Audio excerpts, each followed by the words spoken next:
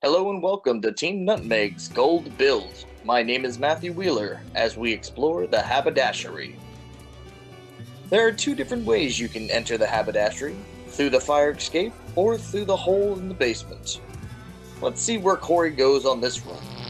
Ooh, basement, good choice. But be careful, that is electrified water from the generator. You are taking substantial damage. There we go, we have turned off the generator. The water should be safe to traverse. But I see another button on the other side of that glass. Let's go ahead and smash it. Ah, smashing glass, the scrapper's way.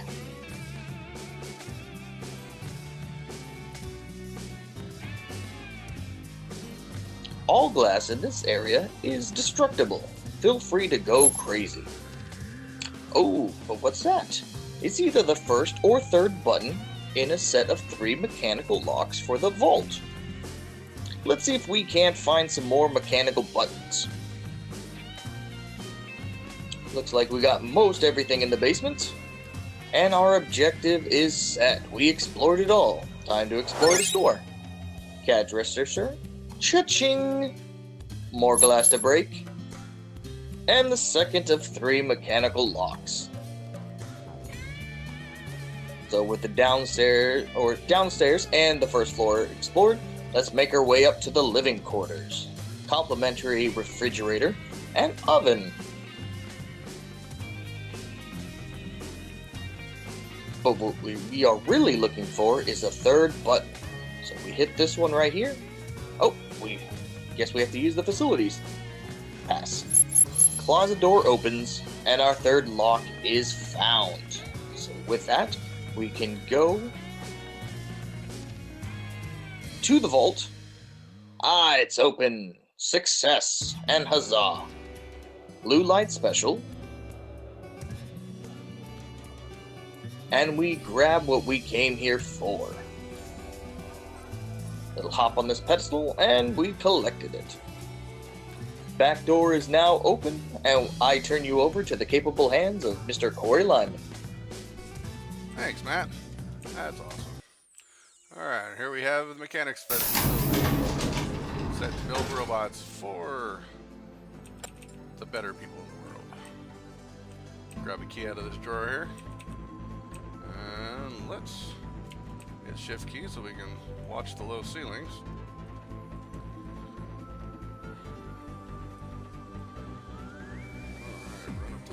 Run up the stairs, run up the stairs.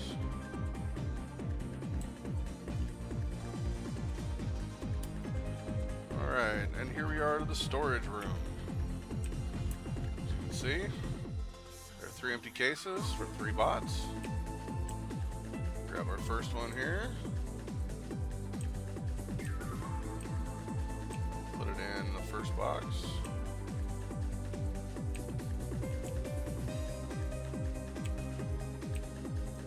As you can see, it's not happy about going in the box. Okay, we'll take the green one, put him in the green box.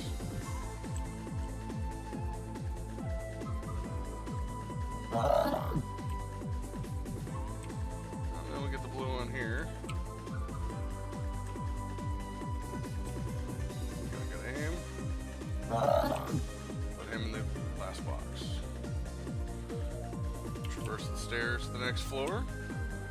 Do a little view change. Careful, low roof.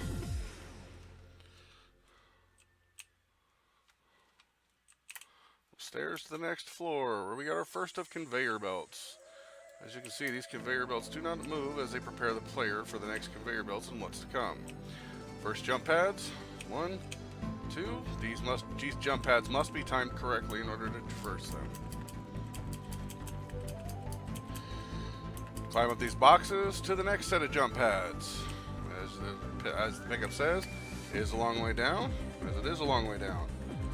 Hit these, time them right. We come to our next set of conveyor belts. You can see there's large spaces, but things do move across the conveyor belts, attempting to block the player's path. As you can see, if the player gets caught in them, he can be taken along with the jump pad, or with the conveyor belt. Now we jump up the next set of boxes to the next floor.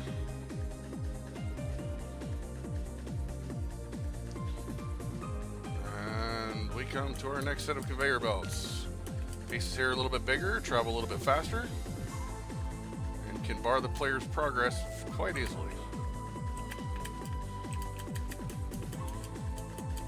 So we jump up here.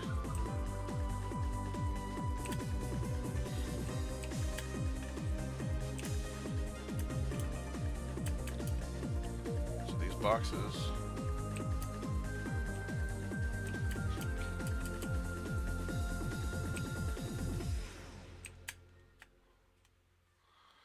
go in our little side room here. Turn our first switch. Change of lights. Second switch. Once those two switches are hit, come across here. Hit our next jump pad. We see those two switches combined together. Open up this door. Hit our last jump pad. Hit our last door switch. As things get eerily quiet as the factory shuts down.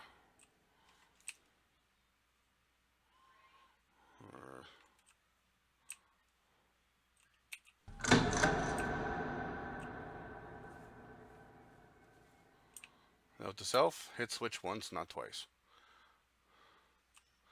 And out we go. And as we head up the road to the next path, I leave you in the capable hands of Matt Lachey. Thanks, Corey, and welcome to my level, the building in the woods. The building has flooded the town with toxic waste. If you go too deep in the water, you will lose health. The mysterious voice says to start out with this youth stone, which will give you a clue. Pickups all have audio, and keys have special audio. Okay, so our first objective is to find the first key in the abandoned house. So we have to work our way around this fence, getting through all barricades, either using the grapnel or jumping through. We have to be very careful of where our jumps land so we don't land in the waste and lose health. As we make our way to the abandoned house, we see we must use a jump pad in order to get up. And we're up. And the message going to the left will tell you the color combination. And there you go. If you step on the right ones, you hear one sound. If you step on the wrong ones, you will be set back to the checkpoint and you will hear a duller sound. Okay, we've collected our first 3 keys. You need all 3 in order to open up the building. So be careful, we're going to make our way across. And note, if you do hit a bad one, you will start back by the key. You will not start at a farther checkpoint. Alright, almost there. And we're through. And we make our way. A mysterious voice will be telling us to go to the left first because that is where we will be able to find our second youth stone. We use our jump pads to jump across. Aiming is definitely a key factor. And we get across.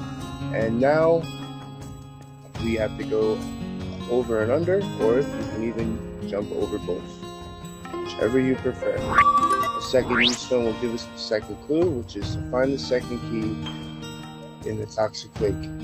Now we got to work our way around as fast as we can in order to get to the other side. We'll show you what happens when you do hit the water. It looks like we found more toxic waste, so we will use this board in order to get ourselves across. You don't need to get it exactly all the way over, but just to get a little more room in order to jump. And we go across, and we're going.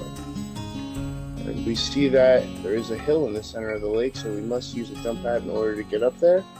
And we will be able to retrieve the second key.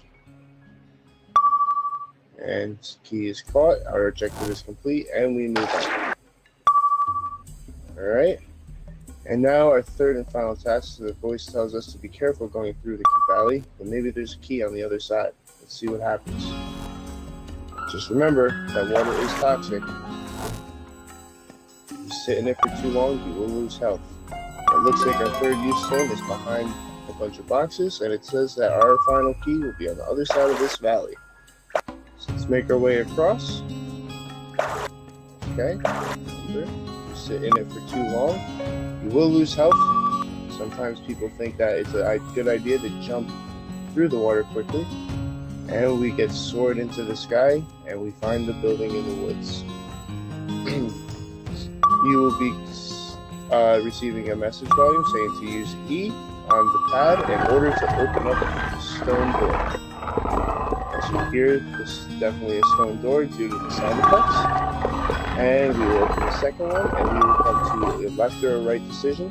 We're going to go right to keep on the main path. Left will bring you through obstacles that will give you a platform. Now we are going to use these boxes in order to get ourselves over these 3 bars that seem to have fallen in the factory back in the day. So let's plan this out, and we will get over one way or another.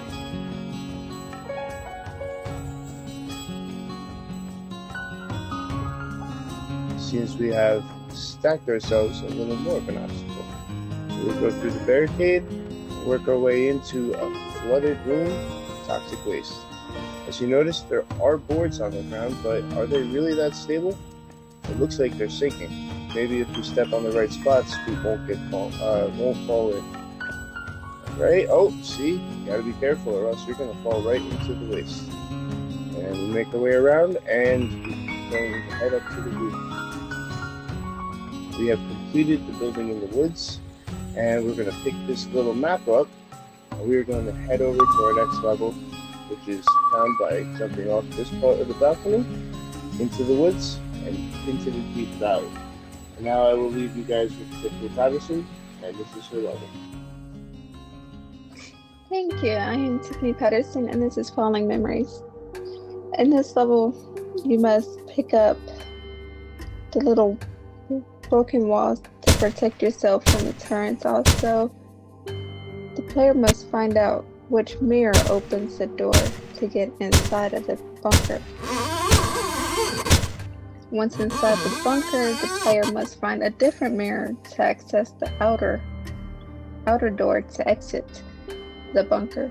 There are multiple rooms with either doors with mirrors inside of them and turrets, or walls that you have to move out of the way to go under the wall or even jump over the wall. There are multiple mirrors, multiple turrets. The player must avoid getting hit by the turrets as possible. You must use a grapnel to move the wall to get under there. And adjust the mirror. Don't forget to grab the walls. Those walls are pickable. You can pick them up and move them. Once the player gets through without getting hit by the turrets, the player can grab the power core from the tank and make sure they find the mirror that opens that door.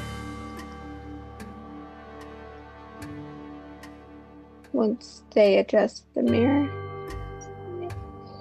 they can exit the bunker with the door open. Once you escape the bunker, you will be going to Natasha's level. Thank you, Tiffy. My name is Natasha Malk, and we're gonna start the Nightmare Fair by pressing E on the button by the gate.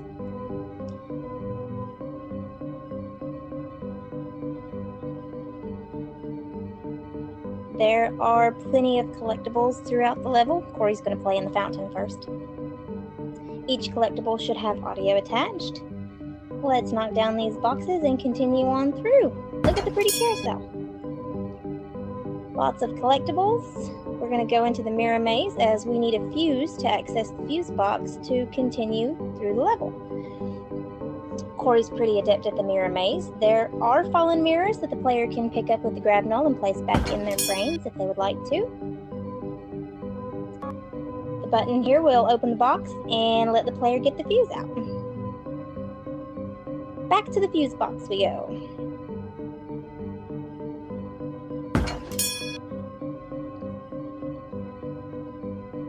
There's a fallen mirror right there.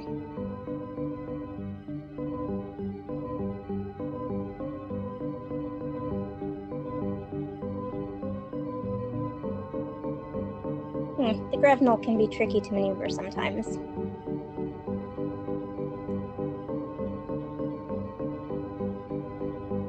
Alright, here's the fuse box. Let's activate it and head into the flooded tunnel.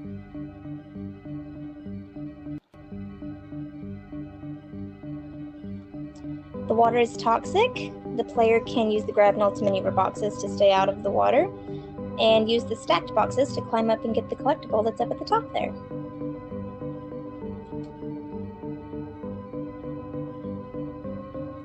Once outside, there's plenty of collectibles as well as some health packs that can be collected in case any damage was taken in the tunnel.